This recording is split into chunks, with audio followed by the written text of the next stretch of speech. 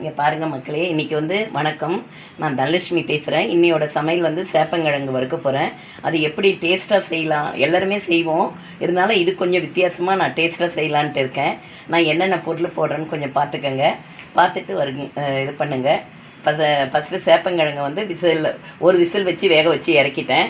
தோல் உரிச்சிட்டேன். அடுத்து இதுக்கு தேவையான உப்பு சேர்த்துருக்கேன். அடுத்து மிளகாத்தூள் கொஞ்சம் போல் போட்டிருக்கேன். நம்ம காரத்துக்கு ஏற்ற மாதிரி போட்டிருக்கேன். அடுத்து மஞ்சள் பொடி கொஞ்சம் போடணும்.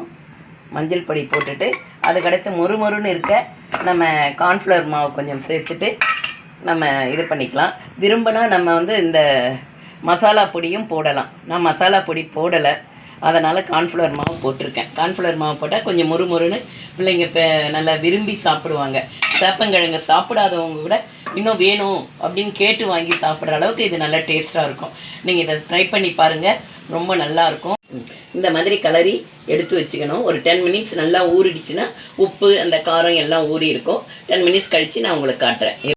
இங்கே பாருங்கள், நம்ம எல்லாம் ரெடி பண்ணிட்டோம். அடுத்து நம்ம கொஞ்ச நேரம் அதை ஊற வைக்கிறதுக்கு முன்னாடி ஒரு ஸ்பூன் எண்ணெயை ஊற்றி இதில் இது பண்ணி கலரி நம்ம மூடி வைக்கணும். ஏன்னா ஒரு எண்ணெய் ஊற்றினோம்னா இதில் ஒட்டாது, அதுக்காக தான். மக்களை இங்கே பாருங்களேன், இப்போது இந்த சேப்பங்கிழங்கு ரெடி பண்ணி வச்சுருக்கோம் இல்லையா, இப்போ இதை ஃப்ரை பண்ண போகிறேன். கொஞ்சம் கடாயில் எண்ணெயை ஊற்றிட்டேன். கடுகு உளுத்தம்பருப்பு போட்டாச்சு. கொஞ்சம் கருவேப்பிலை,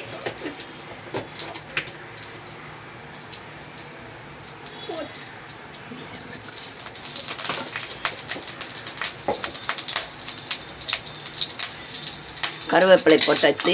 கருவேப்பிலை இது பண்ண உடனே எண்ணெய் நல்லா ஹீட்டான உடனே கருவேப்பிலையும் இந்த கடுகு உளுத்தம்பருப்பும் கொஞ்சம் நேரம் இது பண்ணணும். பொரிஞ்ச பிறகு நம்ம கிளறி வச்சுருக்கோம் இல்லையா, அந்த சேப்பங்கிழங்கு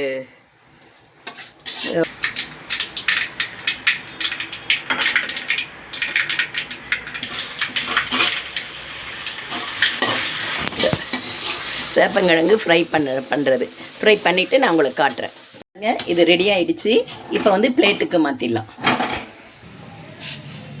பாருங்கள், இப்போ பிளேட்டுக்கு மாற்றியாச்சு.